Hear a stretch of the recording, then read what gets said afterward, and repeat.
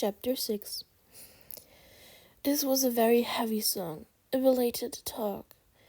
His father's love was like a mountain. It always made Ojinan feel oppressed and unable to move.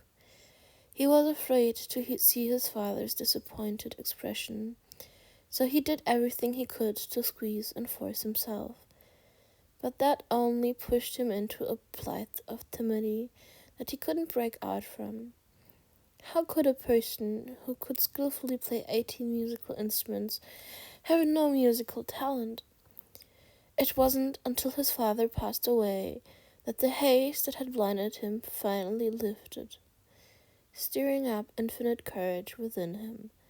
He'd poured all his repressed love, unsaid emotions, and painful helplessness into the song.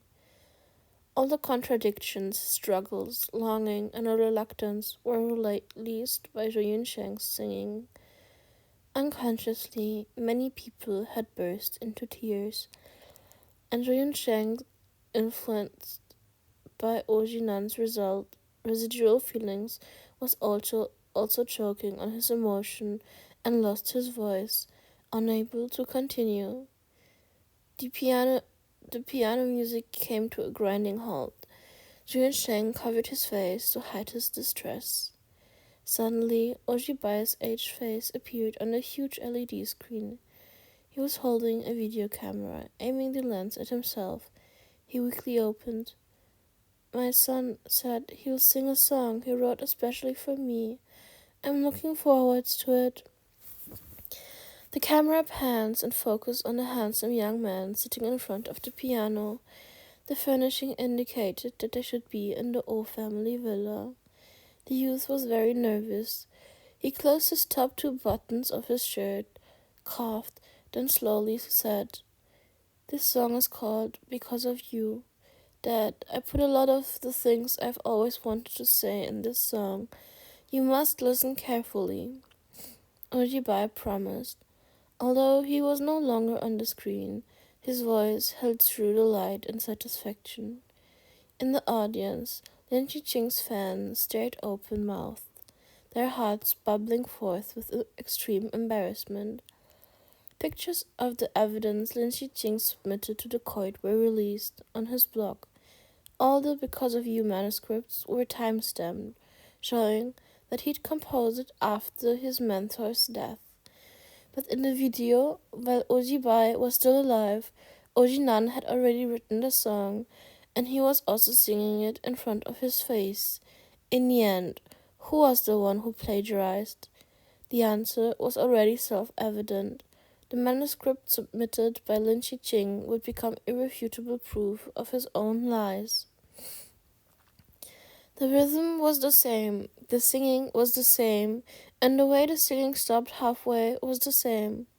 Ojinan rested his forehead against the piano, big drops of tears falling onto the black and white piano keys.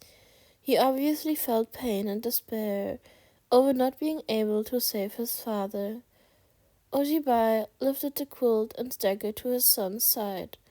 He crouched down and held his hand tightly, saying, "Zinan, this song is great. It's the best song I've ever heard in my life. There's something I always wanted to tell you." "What is that? What is it?" The young man turned to look at him. His eyes and nose were glowing red. He looked very fragile, but also very cute. Ojibai chuckled and inserted his fingers into his son's hair, slowly but firmly, saying slowly but firmly, "Zinan, you have never let me down. On the contrary, you have always been my pride. You are your father's pride." For this affirmation, Ojinan had waited for more than 10 years. He blinked incredulously while he was still shocked. Ojibai pulled him into his arms and gently patted him, like a small baby. Gradually, the patting on the back grew faint, and finally it stopped. Ojinan cautiously turned to look at his father, but his father's eyes were already closed, his mouth pulled up in a serene smile. He departed from the world in great satisfaction. No, Dad, don't leave me. I'm afraid. The youth's heartbreaking cries resounded through the Star Pavilion. The despair and pain of losing a loved one was like a sharp ice pick stabbing into his chest, over and over, shredding his heart into pieces. Offstage, the audience restrained the pain and sadness in their hearts, where the lights illuminated tears reflected in their eyes, and some were already wailing uncontrollably. The LED screen gradually blackened, and Zhou Yunsheng stood up. He walked to the beam of light and slowly spoke into the microphone. That was an image of my father's last moments on earth. It's my most painful and untouchable memory. I was hesitant to take it out because I didn't want more people to see him so weak. In my heart, he will always be the most powerful, the most indestructible person. At this point, he choked again, then had to lower his head to adjust his breathing. A moment later, he continued, You can insult me, discredit me, but you can't discredit my father and disturb his peace in heaven. He closed his eyes. When he reopened them, all the sadness was replaced by anger. His tone was icy, words sharp like a knife. This song doesn't need drums, bass, electric guitars, electronic audio mixing. It only needs a pure piano accompaniment. This song isn't about grumbling and love sickness after a breakup. It's a requiem for my father.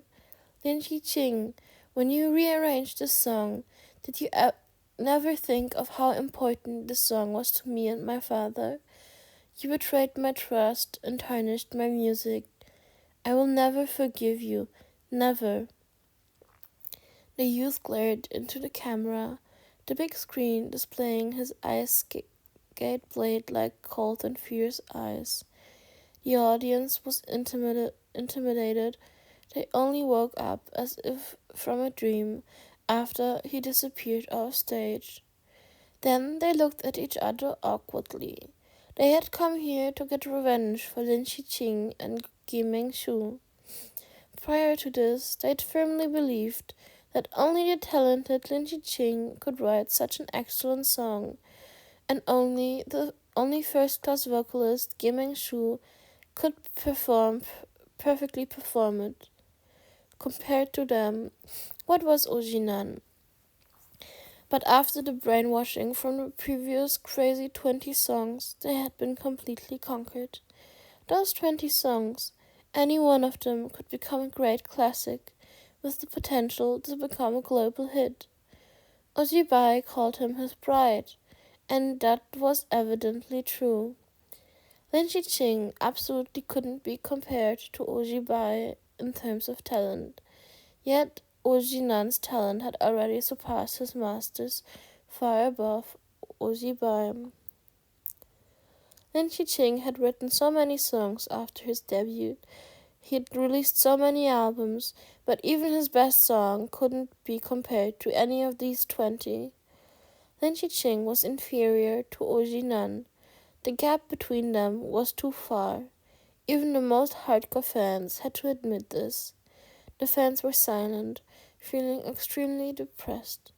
But among the audience were those who had only come to join in the fun, and each song had slowly converted them from haters to fans, and from fans to stans. Knowing that their idol had really been wrongly accused, they waved their sticks and shouted, Ojinan, you're the best! You're our pride! We'll always support you! Don't give up! Do your best! Don't be defeated! One more song! 2 hours isn't enough! You must persist! Gold will always shine! Words of encouragement resounded one after another throughout the Star Pavilion, making Lin Qiqing and Gi Mengshu's fans feel even more embarrassed and angry. The embarrassment was because of the abuse and misunderstanding they had previously heaped onto Ojinan, and the anger was because of the idol's deception. Lin Shiqing debuted debuted with the image of a musical genius and has always had the most pretentious personality among the four kings. His fans were mostly mature-minded professional men and women with their own judgment ability and decisiveness. At this point, they had red faces and actually felt a bit ashamed to be seen. The Star Pavilion began stirring in restlessness.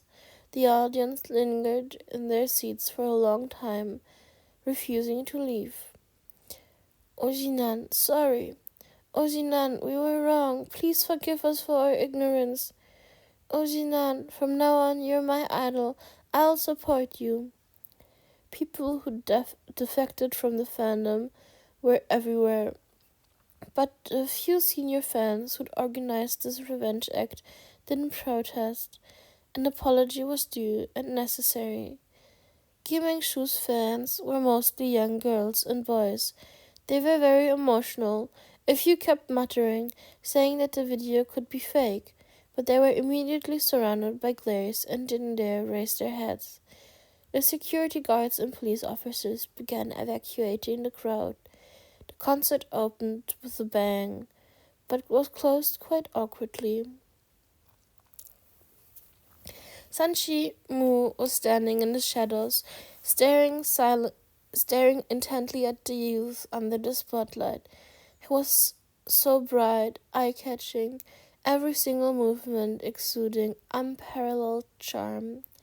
He was the mellowest wine and the most potent drug. No one could resist his seduction, and no one could escape his captivity. San Chi Mu knew as long as he stood up on stage, he would definitely succeed.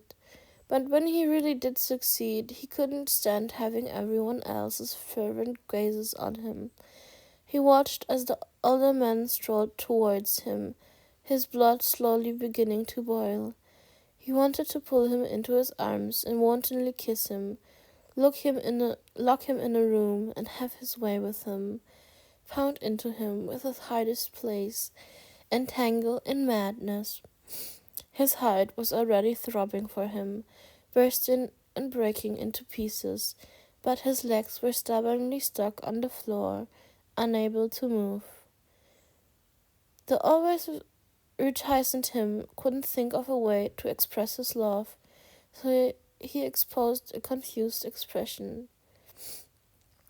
Julian Chang walked up to the man and asked, "What are you gawking at?" Sanchi Mu's Adam's apple bobbed, saying in a hoarse voice, "You did well tonight, better than I imagined. I'm proud of you." Julian Chang suddenly pushed himself closer. He spread out his arms and trapped Sanchi Mu into a corner, then slowly said, "I want to check something. I hope you can cooperate with me." Sanchi Mu gulped, waiting for his heart to stop beating frantically before asking, "What is it?" Leaning so close, he really wanted to kiss him. But before he could put his thoughts into action, the young man hooked his arms around his neck, pulled his head down, and captured his lips. A warm tongue stretched out and intertwined with his own, and an indescribable throbbing passed through the depths of his heart to his soul. Except for the fragrant flowers and bright fireworks in his mind, he could no longer think of anything else. Sanchimu's eyes deepened and darkened, his left hand holding the back of the young man's head, not allowing him to withdraw, and his right hand aggressively clamping his waist, pulling him against himself, so they couldn't separate. The staff, who were initially approaching to congratulate, quickly scattered. They pretended that they saw nothing, but unanimously thought in their hearts, "No wonder the boss was willing to invest so much in Ojinan. They have this kind of relationship." Climbing such a high branch, Ojinan's rise to fame was just a matter of time, especially since he has real talent.